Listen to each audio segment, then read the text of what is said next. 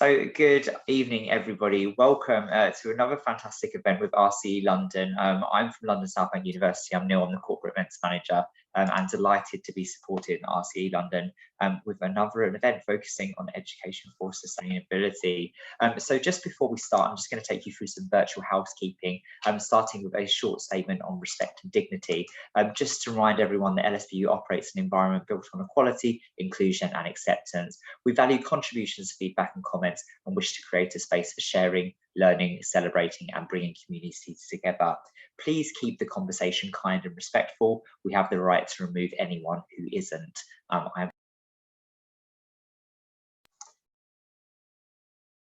Vasiliki, you're muting me, that's all. I'm sure that won't be a problem this evening. So before we start, just to take you through the Zoom functionality, you'll see that there's the chat box, and it's great to see people making use of the chat box already. Please continue to share your thoughts and comments there throughout to this evening's event. There's also be a time for questions afterwards. So you can unmute yourselves and turn your cameras on to ask live questions. And I know that Vasiliki and Professor Tilbury are really keen to get some live conversation going. There are subtitles, that's the closed captioning. You can make use of those. Those are activated in the interest of inclusivity and accessibility. Before we start, I just have a short poll that I'd like to take you through, if that's okay. And I'm going to launch that poll now. And so our opening poll says, there's two questions. Where are you joining us from? We love to know who our audience are. So using the chat box is great. If you could let us know if you're from the UK, Europe, Africa, Asia, Australia, North America, South America, or other. And if you're an other, please use the chat box to let us know where. Our second question is, have you ever been involved in education for sustainable development activities? Yes, in the past. I'm involved now through my organisation and network. I plan to start ESD activities in the future, and I've never been involved in ESD activities or other. Again, you can pop your answer in the chat box, and we'll just keep that going for a couple of seconds. See those coming through. There's a few more people left to vote, and we've still got some people joining, which is fantastic. So if you have just joined, please do feel free to introduce yourself in the chat box. Let us know who you are, what you do, and where you're joining us from. And you can turn your camera and microphone on, but just be aware that we are recording this event, and it will be going on the RCE YouTube page. So a couple of people just to answer. We're nearly there on those. Okay, let's call it there. So I'm going to share those results. So we can see that the majority of people are joining from the UK. We have 8 from across Europe, 2 from Africa, and 1 person from North America. So wherever you are in the world this evening, massive welcome from all of us. And then it looks like that the majority of you have been involved in education for sustainable development activities in the past. Many of you are involved now, and some have never been. Well, hopefully after today's session, you will indeed be. So I am going to stop talking now, and I'm going to hand over to Vasiliki, who's going to set the scene for the event. Over to you, and I'm in the background if you need anything. Thank you so much, Neil. Welcome from myself as well.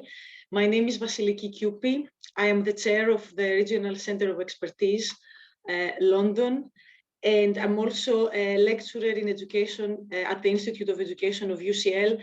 But I also share my time between UCL and Imperial as a researcher on education for sustainability.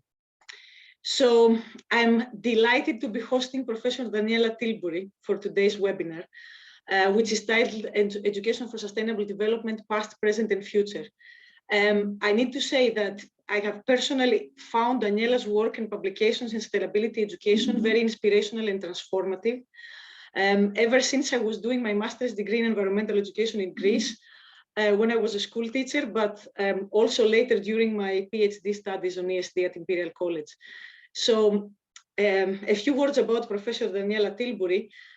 She's an educator, policy expert, and academic leader in sustainable development, credited with having developed the initial frameworks for education in this field. She has acted as advisor to national agencies in Europe, Latin America, and Oceania, as well as traveled extensively in Africa and Asia to evaluate the investment and impact of education for sustainability policies and programs. Daniela was a member of the board of WWF Australia that brought the Earth Hour to the world in 2007, and has been actively involved in international education initiatives that inspire transitions towards sustainability and climate positive futures. Before becoming Gibraltar's first Commissioner for Sustainable Development and Future Generations in 2018, she was the inaugural Vice Chancellor of the University of Gibraltar, an institution that embeds sustainability education at its core. Previously, she held academic leadership and research positions in Australia, UK, and Hong Kong. She was the UK's first Dean of Sustainability, a post she held at the University of Gloucestershire. During 1995 to 2019, she chaired several UN committees and was commissioned by UNESCO to develop think pieces, expert reviews, policy advice, frameworks, and sector evaluation. Daniela was also recognized with a honorary fellowship by the University of Cambridge, St. Catherine's College, and a doctor honoris causa by the University of Girona for her contributions to education for sustainability. She has over 100 refereed publications and given keynote addresses at international conferences across the globe. So today she's going to talk about the past, present, and future of education for sustainability. And Daniela, the floor is yours. Thank you so much. Thank you, Vasily. That's fantastic. Thank you. I never expected you to read the whole thing out. If we still have an audience that are still around, then I look forward to engaging with you. And it's a pleasure to be part of the RC London and this particular University of South Bank hosting this event, because it was in '92 when we were in Joburg that the conception of the RCEs came together after one of the meetings. And I formed part of the Ubuntu committee at the time that actually formalized the RCEs, and belonged to it for the first 10 years when decisions were being made about what an RCE was and how it would take shape and who would be part of the RCE network. And here we are so many years later with a fantastic group of people leading work very much connected to the ground in ESD, and continue to inspire others beyond their locality. So delighted to be part of this particular group. So I've got quite of a challenging title for my presentation, but first I need to make sure that you can actually see it. So if you bear with me, I'm going to try and share a screen. It doesn't normally work for me, but we're going to give it a go to see if it does on this occasion. Let me just see if we can, are you actually seeing it? Are we seeing? Yes. Yes, actually, we can see the slides. You can see the slides. That's fantastic. Great. So good, because this doesn't normally work for me. This is quite innovative, the fact that I can actually share a screen. Fantastic. So I'm going to be talking today about the education for sustainable development, past, present, and future. And it sounds like a very long drawn presentation, but hopefully it will be quite inspirational, because it is based on, and let's see if I can change the slide now to the second slide. Can you see the second slide? We can, it just needs to be popped into presenter mode. Yeah, if I do that, I will lose the rest of my screen and I won't see anything, you see. If I do that, I can't actually see anything. Is it better if I share the slides then? It would be much better, I think, if you could share the slides. Okay, Forgive me for this, but I know that I have this problem on a regular basis. So if you're able to do that, that would make it much easier. Great. Let me just... Here we are.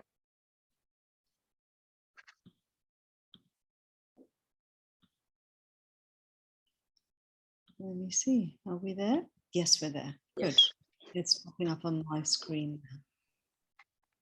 Apologies for that, but I always have problems with sharing screens. Yeah, so terrific. So there's my Twitter feed. If you want to have a dialogue while we're speaking, I will also be monitoring the Twitter handle too. So here we go. Let's see if we could have the next slide. So as you can see, this particular presentation is actually going to be informed by a study that was commissioned by the government of Sweden by a stakeholder forum at the beginning of this year. It was to celebrate Stockholm Plus 50.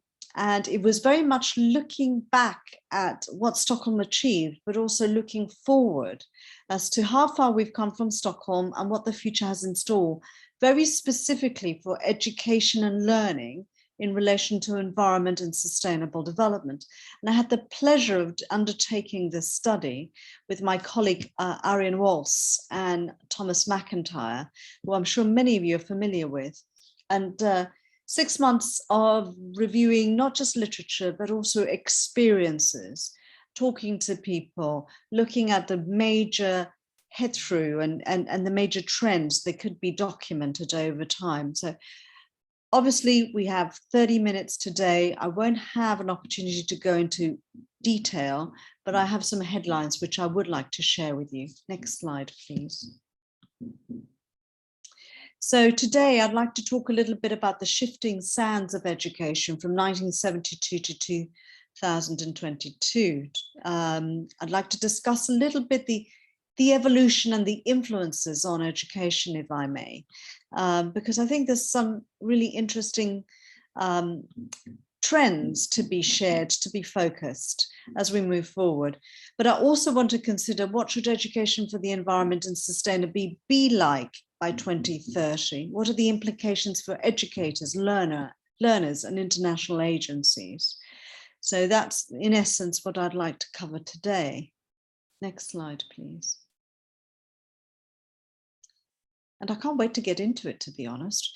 But before I actually start sharing with you some of the main findings of this report, here are some international network agreements and frameworks that are really important as backdrop to the changes that have been, I guess, milestoned by some of these international meetings and declarations that have, over the course of the years, shaped the high-level framing of education for sustainable development and influenced thinking and action along the way.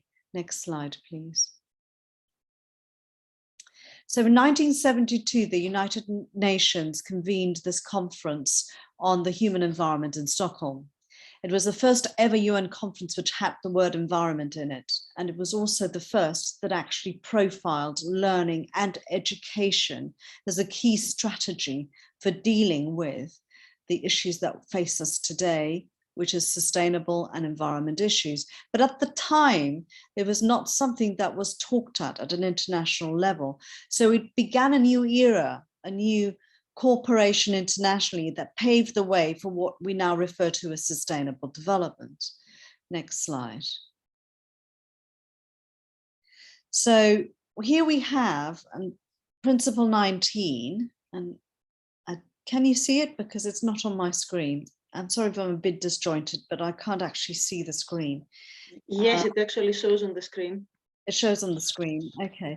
So here's Principle 19 of, let me see if I can just adapt it because there we go. Principle 19 of the Stockholm Declaration. And there you will see that it says education in environmental matters for the younger generation as well as for adults, given due consideration to the underprivileged, is essential in order to broaden the basis for an enlightened opinion and responsible conduct by individuals, enterprises, and communities in protecting and improving the environment in its full human dimension. It is also essential that the mass media of communications avoid contributing to the deterioration of the environment, but on the contrary, that it disseminates information of an educational nature or need to protect and improve the environment in order to enable man to develop in every aspect. Now, there's a reason why I've read this out to you, because I want to ask you a question and I'd like you to use the chat mode before I give my presentation. And the question goes as follows, if you can move on to the next slide. Looking at that principle and looking at the language, I'll bring it back up again in a minute. What do you think has changed and what do you think is still the same since 1972? So when we talk about education and learning in the context of environment and sustainability, what has changed and what is still the same? And I'd like you to just put a couple of words in the comment in the chat box for us to get a sense of what, from your perspective, has remained the same and what has changed. Can we go back one slide so that you have it in front of you? There we go. It's there. So we'd really love to hear from you. And Neil is going to be sharing with us some of those comments as they come in. What has changed? What stayed the same? Has there been any changes in the language, in the way we describe it, in the way we refer to it, in the way we contextualize it? Or is it still the same?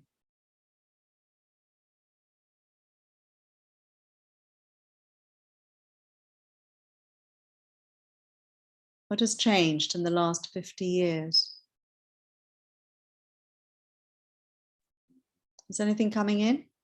Do we have anything in the chat, Neil? Because I cannot see it. We do. So we've got, someone has popped, change, more diversity and inclusion, though not always equity. Betsy says now a more holistic approach, people, planet, prosperity. John says change, greater awareness of issues. Anne, joining from Nigeria, it's just welcoming you. So those are the few things that have come through so far. Thank you. Let's remember those as we go through the presentation. And Peter says Michael Gove took environmental ethics off the GCSE and A level syllabi. And then Akpezi says only the language has changed. And someone else says saying one-way dissemination from instructors to students versus mutual learning. Interesting, very interesting. I'm covering all of those in my presentation today, so I'm pleased to see that we're all connecting at the same level. I have the first slide, please? The next slide. So, and then moving on. So thank you for sharing those contributions. Please could you bear those in mind as we go through the decades, because what I'd like to do is actually track this evolution over the decades. And there's some key things that were pretty dominant on each decade. And there have been some transitions that started between decades that have evolved and taken shape in terms of the development of education for sustainable development or environmental education, or whatever you want to call it. Because generically what I'm referring to here is education and learning for the environment in whatever context or terminology you want to use. Next slide, please. So as we go through these, the piece of work that we did, this research work that Arian and Thomas and I did, actually tried to track 4 different areas, how the thematic focus of education changed over time. So we track the evolution from pollution and wilderness and nature and biodiversity and energy and climate change to a shift on values and ethics and justice and circular economy and regeneration more recently. And there's a lot more of those in the presentation, but there's a shift in the thematic attention that the education and learning experiences were commanding over the 5 decades. We also map where learning takes place, and we do see a very, very singular approach to where learning takes place. So we move from specialist courses to optional general courses, and that shifts to where it goes outside of the school, where we have it in different contexts with different stakeholders, and you can see a list of names there, to turning it into more a lifelong learning focus. And more recently, we talk about social media, whole school approaches, things that pin down where that learning happens. And those contexts have certainly changed and evolved over those 5 decades. We also talk about the role of experts and the involvement of stakeholders. And that is clearly shifted, although the language may have not in that area, but the expansion and the inclusion of stakeholders in this context is really shifted over time. Then we have the narratives and the paradigms also influencing how and what we teach over those 5 decades. So we have a naturalist approach, scientific approaches, social psychological approaches, all the way through to post-human, to post-feminist. I'll track some of those over the past 5 decades. If you want to get to the bottom of all of this, I recommend you do read the research report that's coming out next week, and I'll signal to you where you can access it. As I say, it took us 6 months. So it's a 50-page report that does track the detail, all of this. Next slide, please.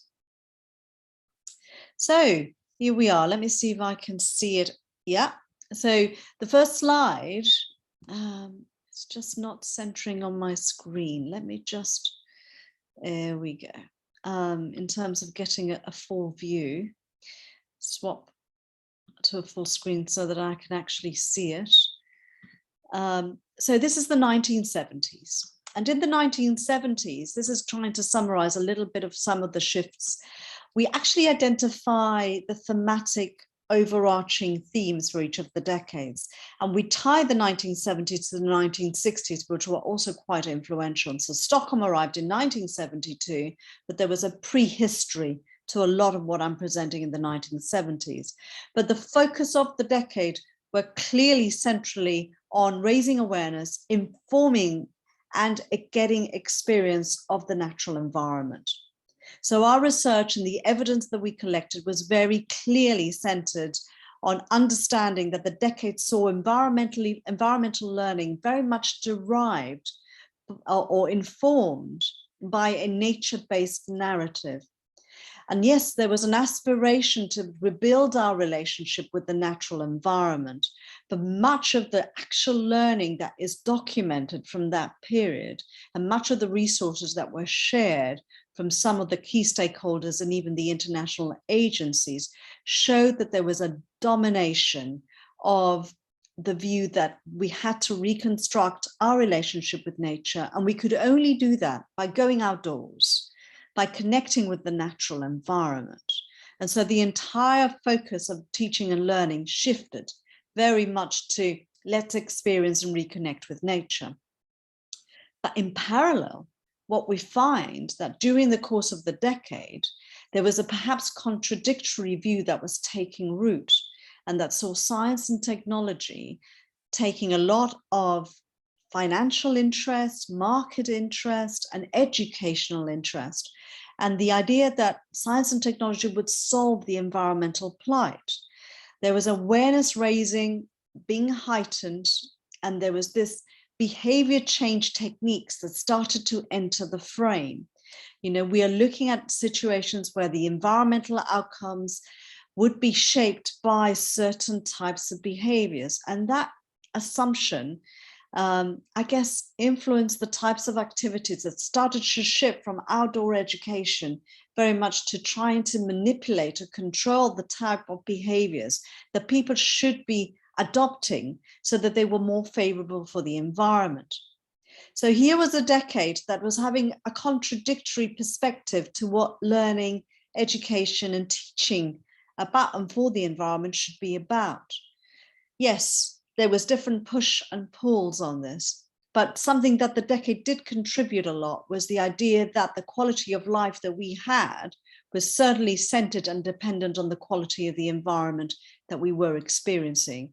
And so although there was a simmering tension between those two key areas, there was clearly this acceptance that we needed to, yes, be more susceptible, more understanding of the way that the environment was connected to our livelihoods and to the way that we were living our lives, but also that we had to focus our attention on children primarily and raising awareness of nature at a very, very early age. So here we see a focus on parks, on wildlife centers, and wilderness. Next slide, please.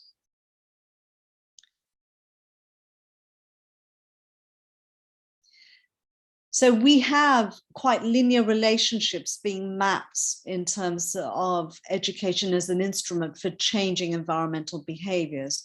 And this correlation between the love for nature at an early age being a key influencer in terms of the behaviors that were expected from people towards the planet. There was also a recognition, I guess, towards the end of the 1970s about the importance of socioeconomic issues on the environment. So there was a route that started to inform, or in debates primarily, because teaching and learning, very few were practicing this more triple approach to sustainability at that early start of the decade. Next slide. So now we move to the 1980s, and I'm having a real challenge seeing the screen.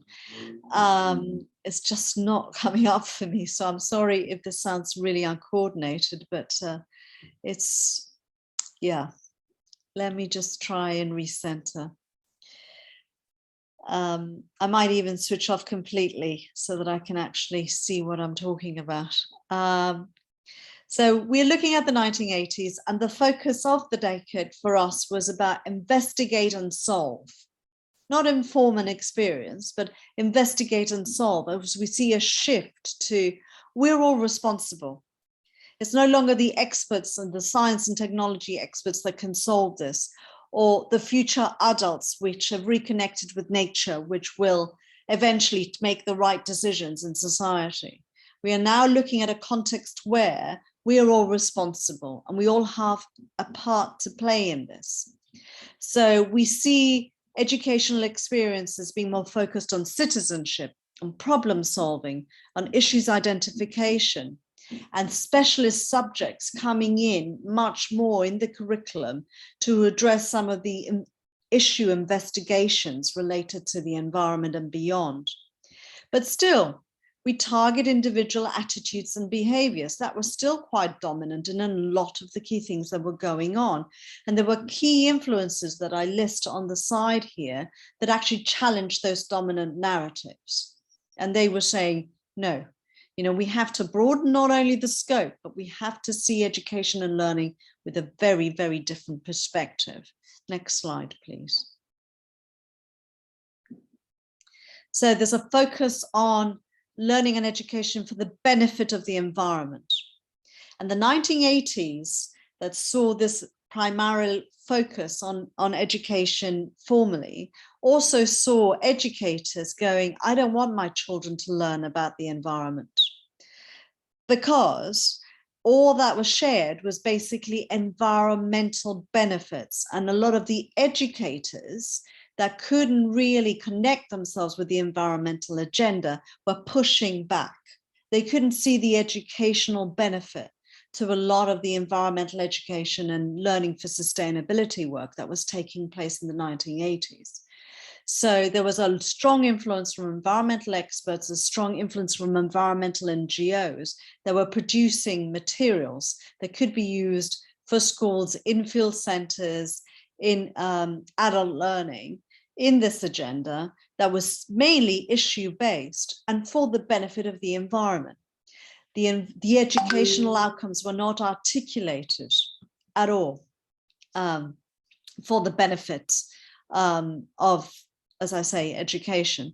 So this lack of educational frames resulted in a real division in the 80s between those who did and those who didn't do. And as a result, you got a lot of champions taking on the task of trying to persuade others to teach and adopt learning in this agenda. And there was a sense that, you know, it was up to the champions to persuade others so that we could expand the reach of this work. Next slide, please. And then the 1990s came along and we had a very different perspective, which was related to questioning, rethinking, and engaging our relationship with learning and education in the context of the environment. It was then that those in the 80s that were pushing for a broadening of the agenda, that were questioning what we were talking about when we really were pushing for environmental education. We're asking, what is the purpose? What is the ultimate outcome? How are we doing this in a way that is more inclusive?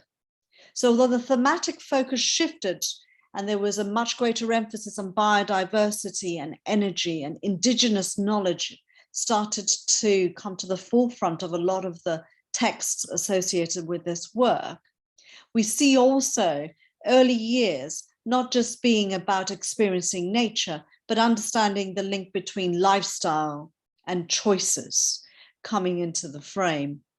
Experts and stakeholders talked a lot more about them driving the agenda, not relying solely on expert input.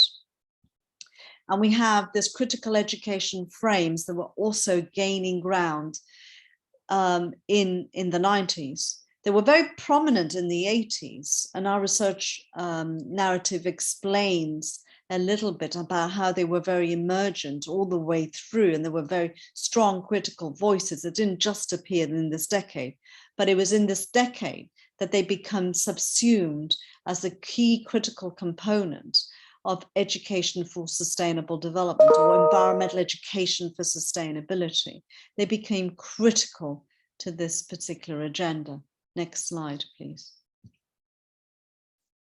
So they shot up in terms of the dominance of teaching and learning approaches. And of course, what critical education does is question the root causes of issues. It doesn't just say we have a problem, let's try and solve it. Let's try and change our behavior. It starts to question, why do we have this problem in the first place? You know, what are the influences and what types of social responses do we need? Because they are socially critical frames and not just individualistic and behavior responses. So then we're looking to seeking to transform education by looking at the more structural issues, and this shift becomes more central in a lot of the educational strategies that become national policy in environmental education and education for sustainability. And we see the rise of community-based learning. Local Agenda 21 became adopted by a lot of cities, by a lot of communities, and this fresher form of teaching and learning about and for the environment started to take root in schools, universities, in a very different way. I remember undertaking a review in the early 1990s, and there was a real separation between those who taught the issues and those who understood the pedagogical side that education for sustainability and environmental education for sustainability was bringing to the mix. So there were those that focused on content and those that focused on teaching and learning processes. There were few, very few, that were bringing those two together in the 1990s. Next slide. So here we are, moving forward. And again, you know, it did just stop and change as the minute we hit the 1990s, of course. They were emergent. But what we're capturing here is a more centralist trend to seek to connect and to seek to change rather than just to inform or experience. It was in this decade that we start seeing those dominant trends in a lot of the resources, in a lot of the discourses, in a lot of the programs that were documented. And here we are, we have, you know, influences that are trying to shift the tendency to see people as the problem, to see people as agents of change. And that was a really important milestone for ESD and learning for sustainability. Of course, ESD entered the vocabulary more dominantly in this decade. We have the UN decade, we had a whole range of responses that were pushing this agenda forward at the international level, and a lot of local responses that were motivated by this much more globally connected picture about, you know, environment and development, but also about responding top down, bottom up in a much more connected way. And then this new critical lenses come in. You know, you were wearing a new set of glasses when we look at the environmental issues from a post-feminist, post-colonial influence. And those narratives started to take shape and shift the way that we engage with this agenda. And now it wasn't just the experts or the stakeholders in the community that were experiencing the environmental challenges firsthand that were engaged. We were seeing corporations, we were seeing employers, unions, making this a central aspect of their agendas, their institutional and their associations and their bodies' agendas. They were there, they were important. And we see business schools slowly introducing these mainly as optional courses, but they become part of the mainstream. And we see this happening a lot in that decade.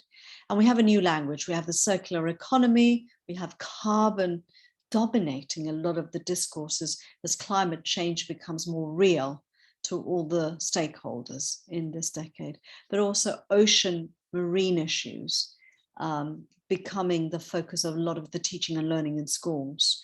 As what, you know, the previous decades, waste and litter was dominant, but we start seeing shift towards ocean marine life as being very dominant in terms of teaching and learning resources that are requested by schools and field centres in this area.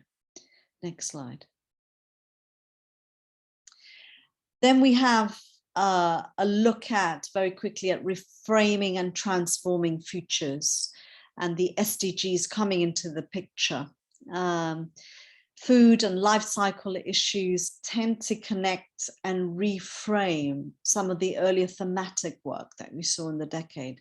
So it wasn't as if the issues of air, the issues of land, the issues of the ocean contamination had disappeared, but they became reframed with the new language and the new pair of glasses, seeing the connections between that and our lifestyles far more explicitly.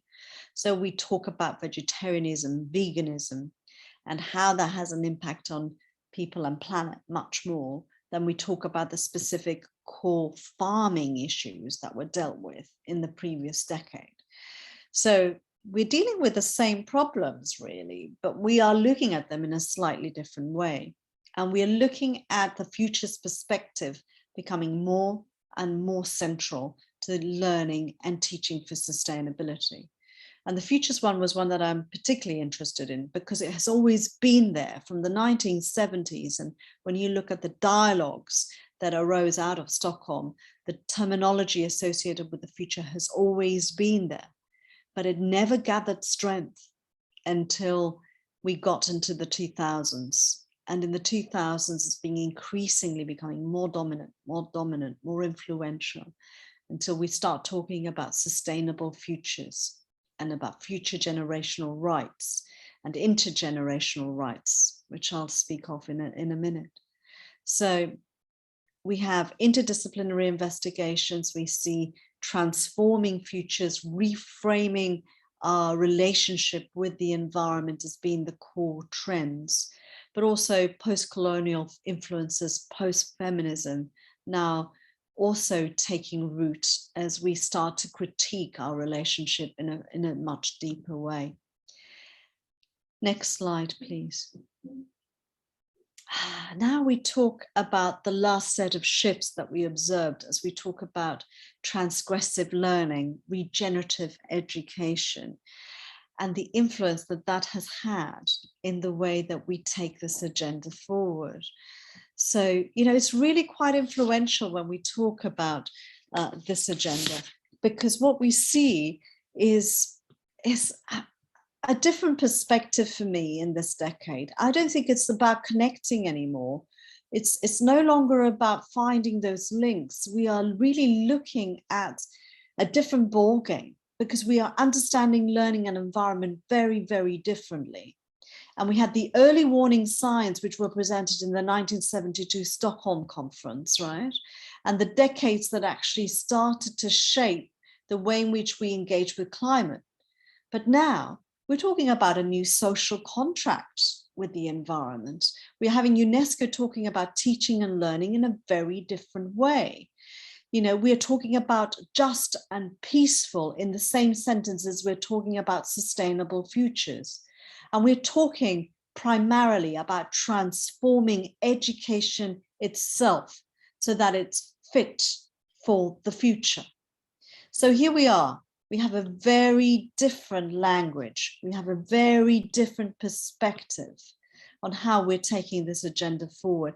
And I think it's quite palpable in the way the authors and the researchers and the action makers of today are dealing with learning, because I think the future of mankind has now become the core focus rather than just the environment. And some people say that's a terrible thing because we've displaced the environment from being center stage. And that's true. But we have to confront the colonial legacies, the paradigms of modernism that are at the heart of the way in which we relate to the environment. And until we ransack that particular perspective and we regenerate a different relationship with the environment, we are not in a position to place the environment center stage. That is our perspective. So we need to have a transmissive, move away from transmissive approaches in the classroom. We need to move beyond the types of teaching and learning that cause eco-anxiety at present, and move to a more empowering way in which we place those youth voices that have been quite critical in recent years center stage.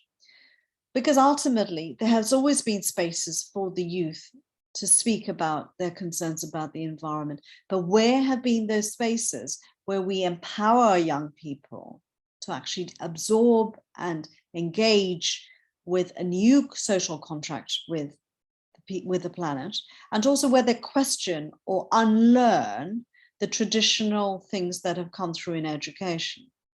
Because, you know, we have not been engaging them or giving them the tools to really address the difficult questions that at present are real and relevant to their future. We're just using education as a mirror to pass on what has been there before, and reproducing some of the really unpleasant relationships that we have with the planet through our education system. So we need to keep questioning, we need to keep challenging, we need to transgress those things that are deeply embedded in our psyche, but we also need to regenerate the way in which we link with society. So we need to talk about healing, restoration, accepting the damage, not talking about mitigation and limiting damage, but accepting the damage now that we have done to the planet, and looking at ways in which we forgive ourselves for doing that, and look at ways in which we can empower people to make those changes so that that healing can begin.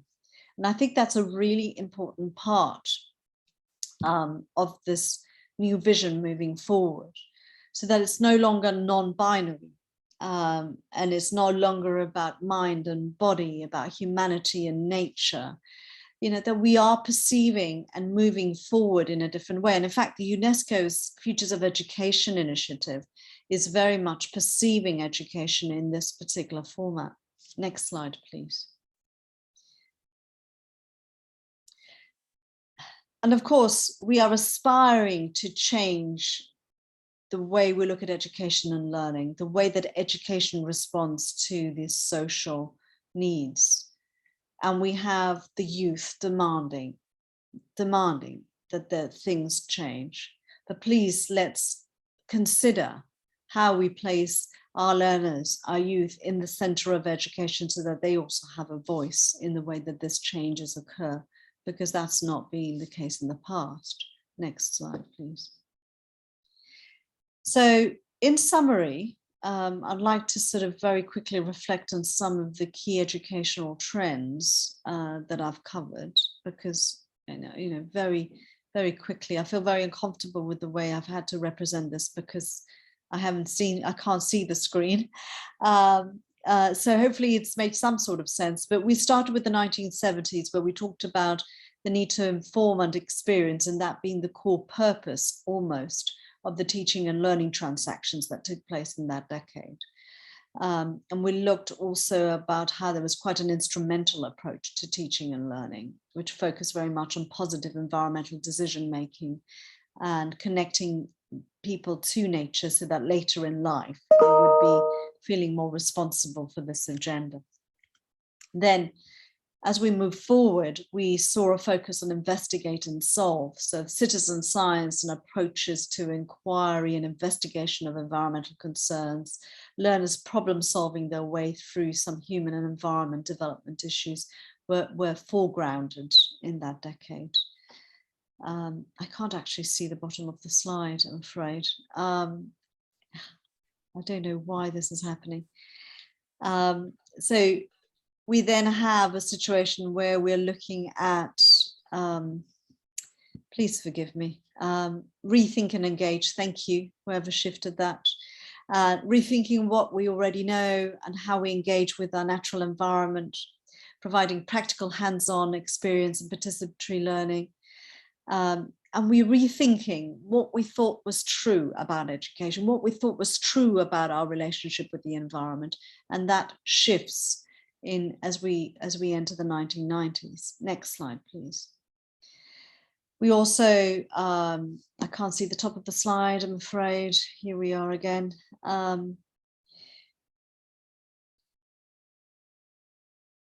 If that could be shifted. Having real problems. I'm trying to share the slides again, just to see if it is better. I'll just keep it like that now, if it helps. Connect and change. I can see it now. Connect and change, asking questions about the root causes of the social environmental concerns, learning to change our lifestyles, things that felt very liberal and quite radical at the time, but now we realize that they were constrained, structurally constrained, socially constrained, and had its limitations in terms of importing this to teaching and learning context. We talk about reframing and transforming futures in the 2010s, and in the 2020s, we're looking at regenerating and embracing uncertainty. We're looking at the circular economy in a very different way. We talk about donut economics. We talk about things that help us heal, restore, regain a different type of connection with people and planet. So that sort of summarizes the overarching trends. It feels very superfluous in the way that I have presented them today, because to really engage with these deeply, I think you need to look at the evidence, you need to look at the trends and the examples of materials and resources that we present to document, to illustrate how these trends were taking shape during the decades. Next slide, please. So for us, what we try to do is a little bit of tracking and mapping the evolution, but we recognize in the study that we are people of a certain age, of a certain background, and that our gender, that our teaching and learning experiences, that our educational frames, that our research frames have constrained the way in which we have mapped this evolutionary track for teaching and learning in sustainability. So what we try to do is open up the conversation and say, please help us rewrite this. And our intention is to come back to this piece of work in 5 years and completely rewrite it so that it is more representational. And what we'd like to do is capture via different forums, via webinars that we will put in place over the course of the coming year, opportunities for feedback so that we can see how relevant is this to your experience, how relevant is it to your specialism and interests in education or environment, and what core trends and focus are we actually missing from this. So it's definitely not definitive. It really does need to expand and extend. We did try and review literature which was not solely English based. We explored it for a diversity of languages and across various continents. We did try and do that. And there was a key informant group that was also assisting us along the way. But we need to expand and reframe this. We want to capture this learning. And a lot of people say, well, why bother doing this? Well, personally, I thought it was really important to do this, not just because we were commissioned by the government of Sweden to do this, but because I see every day in the work that I'm doing that there's a broader group of stakeholders that are coming into the discussion, into the dialogues about what sustainability and learning for sustainability is about. And as these new stakeholders come in, they are almost starting from the 1972 discussions and bringing in terminology, bringing in assumptions about teaching and learning, about environmental issues that we may have grappled with already in the past.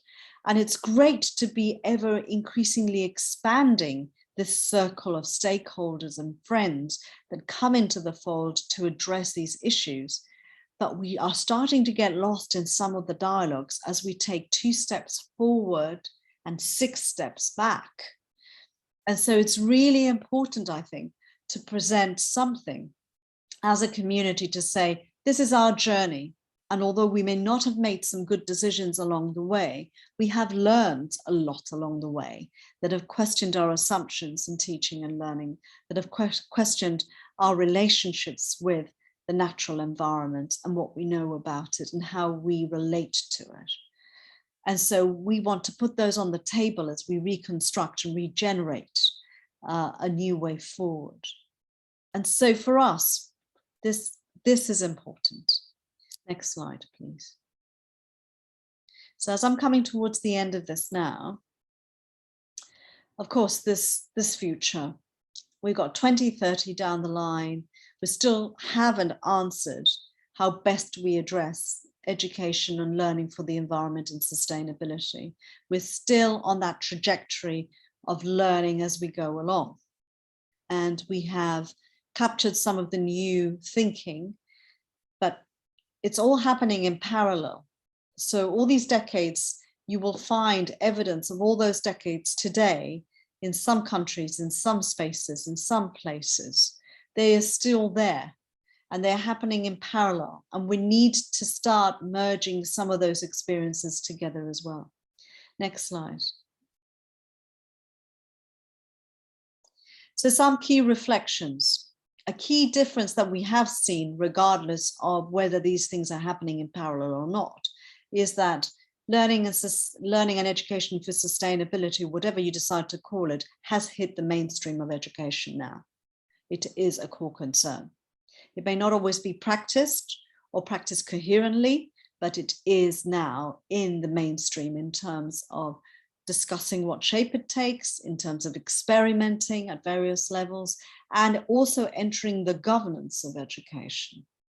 And I think that is something that has taken root very recently, whether we're talking about the European Commission work that has now recommended to every member state that they have this embedded into teacher education, school education, or vocational education, and so on, or whether we're talking about the much more expansive work that's being done in climate change, in schools and universities and in communities in this area. It is there in a much greater presence and expanding into areas that we could only dream of 50 years ago. So there has been some changes, but there's a lot of crafting still to be done. There's lots of work to be done, and we need not only to expand the conversations and the stakeholders, like I mentioned before, but we need to also have much more research work that help us learn what has been more successful, more effective for us as learners, for the planet. Because if we don't move forward quick enough, we all know what the impact will be on our future. Next slide, please. So for my closing remarks, I think the journey since Stockholm 50 years ago has been a really interesting one, and it's not been linear. We have had lots of curves and turns, but now 50 years on, we're still reminded of the urgency of global issues as COP meets in Sharm el-Sheikh next week. There is a lot of very, very important work that needs to now take root. So as we look forward and we look at education and learning, please let's continue this conversation, and please let's give some more urgency to the efforts that we have to build a sustainable future together. I hope that this quirky overview, because there's no other word to describe it given I couldn't see the screen, has provided with some tasters and some opportunities for have a further dialogue through questions and answers. Thank you. Thank you so much, Daniela. I think even though we had technical problems, your actual presentation was aligned with the slides. So I would like to invite the audience to unmute themselves and ask any questions they would like to ask regarding this really interesting presentation that took us actually through the entire history of learning for sustainability, and also gave us some food for thought for what should happen in the future. Do we have any questions? Let's see. In the chat, we have some questions, but I would also like to ask Now I can hear you now. Sorry, you dropped off completely. My apologies. Sorry. Okay, it's okay. Is anyone available to unmute and ask any of the questions, because I can see questions in the chat?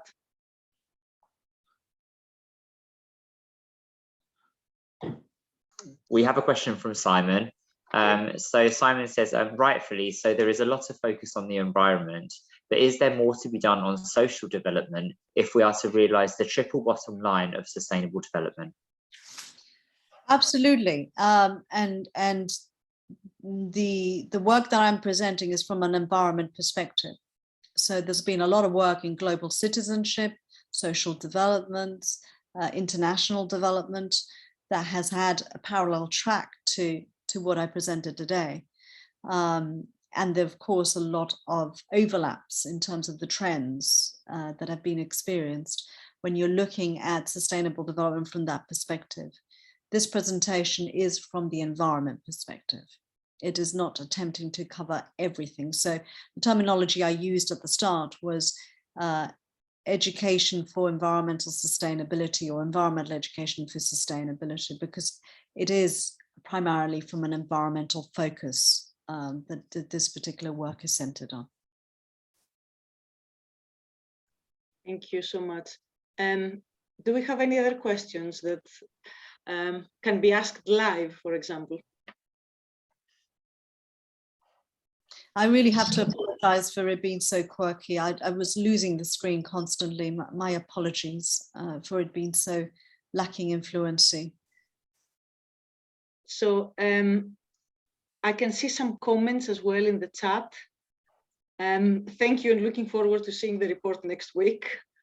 Kirsten also mentioned, let me see. I think it refers to one of the slides you presented. She says, and exemplify how an ESD lens can add meaning, value, and relevance across the curriculum, vital for ensuring buy-in by educators, senior leaders, and educational policymakers.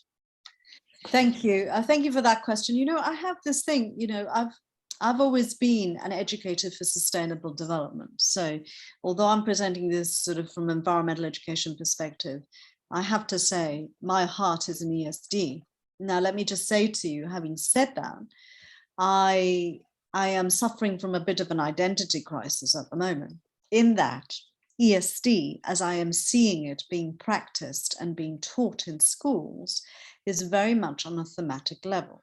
So what we're seeing is in universities, colleges, and schools, teachers being asked to go through their curriculum and map where the certain issues appear and where the learners are actually acquiring mainly knowledge and understanding related to those particular issues. Now, to me, this is taking the agenda back 50 years. Although the content might be different, because we're not talking about naturalistic approaches or connecting with nature, we are looking at the same problem, which is focusing on content and not on the capabilities that need to be developed in individuals, in learners, so that people can actually make decisions about the future they're facing, you know, be they individually, collectively, and how they can influence others so that they can reclaim their own future. I think that's really, really important. But at the moment, the ESD lens, to me, is very, very limiting, because the SDG audits are everywhere. And as you can see from the background on my screen, I am an SDG fan, if you could call it that, but not in terms of audits. You know, we have to move away from ticker box exercises. And unfortunately, that's where we're at. And the more I go into evaluating work, the more I'm asked to come in and evaluate policies, resources, programs, the more I see audits, checklists. And, you know, sustainable development is not a checklist. It has to be a journey of recovery, regenerating, questioning, rebuilding. And I don't see much evidence of that happening under ESD at the moment. Thank you so much, Daniela. I completely agree with what you said. You mentioned earlier that you will let us know how we can find the report that you referenced in this presentation. Can you share how we can find it or when? Sure. So it'll be circulated via Twitter, LinkedIn, and all the social media platforms. The government of Sweden will host the report online. I know that they're trying to make a very they're trying to make it very graphic and illustrated. So I think we'll shortly see just the text, and then there's going to be diagrams and depictions of some of the essence of what's in the report. So if you're not in a hurry, you may wish to wait till the end of the year to see the full-blown piece of research. If you really need it for whatever you're doing now, then it'll be up on Twitter and LinkedIn the end of next week. It'll be probably associated with the launch of COP, I suspect. Great, thank you. I think we are over time, but there is one last question in the chat that I would like to actually read out. So the question is from Peter Golden, who asks, do the protests over the veil in Iran offer a new political and revolutionary direction for the future of environmental education? The process over the veil in Iran of new political revolutionary direction for future environmental education. Let me just think about that one, because instinctively I want to say this, you know, ESD and environmental learning for sustainability has to get to some deep social changes, right? And social changes that that question the way we treat each other, because the way we treat each other is also a reflection of the way that we treat the planet. And so in many ways, when you ask this question about the revolutionary direction and what is happening in Iran, I feel for my sisters in Iran deeply, but I also understand that has to be done through a way that that is stable moving forward. And if changes come too quickly, then we you know, it could easily just fall down just as quickly. And this is something we have learned in environmental education and learning for sustainability, that changes have to take root in the system for them to be there for a long time. So I think there are parallels between the social changes we want to see and the educational changes that I am sort of calling for in this presentation. So certainly, yes, I think, yes, if that's the question you're asking, but they are deep social changes and we need to be careful about how those are being brought about. Thank you. So I think we are over time by 5 minutes. That's okay. We've actually got one more question that just is quite in line with some of the themes, if you're happy to answer that, Daniela. Joanne asks, new to this thinking, is there some kind of framework or principles to use to take that approach in education? There's lots of frameworks, lots of frameworks. I mean, one of my favorites is the UNECE one, UNECE, which has a set of what's called, I don't like the terminology, which is competencies, but it provides a map of the key principles. It's called the ESD competencies framework for educators. And if you look at the map, it maps out how you engage teaching and learning in a head, heart, and hand approach to sustainability, and the type of questions and engagement that we need to have that's different to the existing education that is currently available. So you can just Google search UNECE ESD competences for educators and you'll easily find it. But there's others. There's a UNESCO framework. There's, I wrote an expert review that identified the key principles some years back. And there's also the Engaging People in Sustainability resource, which is, if you like pictures, that helps you visualize the types of principles in practice. That's Engaging People in Sustainability. But there's wonderful work by Stephen Sterling. Indeed, Akapesi, who I know is online today, has done some magnificent work in documenting some of those principles in action. So I recommend her work as well. Thank you so much, Daniela. Actually, Akpesi, I think, will help us finish off in a really interesting way, because she commented in the chat that Donella Meadows published a report with UNEP in 1989, which talks about the education we need today. Environmental education is the preparation for people for their lives as members of the biosphere. I think it's an interesting quote. Yes, indeed. I mean, the thing is how we translate all of this language into practice. And what we tried to do was map not only the emergence of new terms, but in which decade they started taking root in what we were seeing, in the teaching resources that came up, in the programs that people were working on, in the documented research that came out, and the evaluations. So, you know, where do they map? But yes, absolutely. I don't think, if you look at education for sustainability or environmental education for sustainability now, that it is entirely a new concept. But how we are putting it into practice is new, for sure. Thank you so much. And Neil has put up the closing poll for today. So, yes.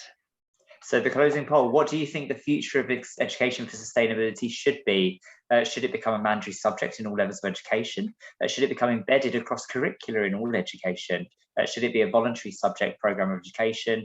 Or it should become the main purpose of education, or other? If you have selected other, please pop it in the chat box. The majority of people so far, it's actually quite split. It's in favour of it becoming embedded across curricula, but some people think it should be the main purpose, and a few of you think it should become a mandatory subject. So some interesting views, but the overall theme seems to be that it should definitely form part of education moving forward. So I'll leave that poll just there. Thank you for all your comments. We have captured the chat box, we've captured the recording. This will be shared with everyone who registered regardless, and hopefully that chat box can inform future events. And Vasiliki, I'm going to hand over to you to close. Thank you so much, Neil. I really want to thank Professor Daniela Tilbury for this very insightful presentation, and the audience for their engagement. And of course, we will have more webinars and events coming up this academic year. So we will keep you informed about this. Thank you so much, Daniela. Thank you. And my apologies again. Thank you. It's a great webinar. I'll keep the chat box going for a second. Thanks, everyone. Take care. Bye. Bye-bye. Bye.